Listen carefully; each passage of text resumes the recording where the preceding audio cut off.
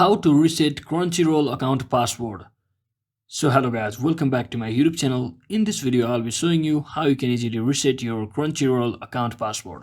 So if you are using a browser version or application version, it's the same process for both of it. So let me show you via application.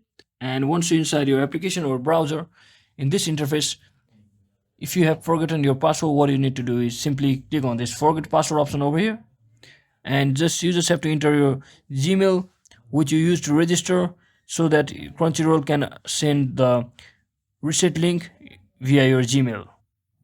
And once you enter your Gmail, simply click on send reset link, and they will send you the recent link to that Gmail. So let me just check that Gmail.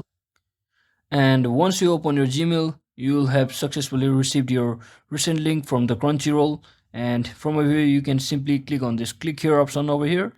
And once you click on it, you will be redirected to this website where you'll have to simply enter your new password. And once you enter your password, simply click on reset password button over here, and you'll have successfully resetted your password just like that. And you can simply head back to your Crunchyroll application and simply log in.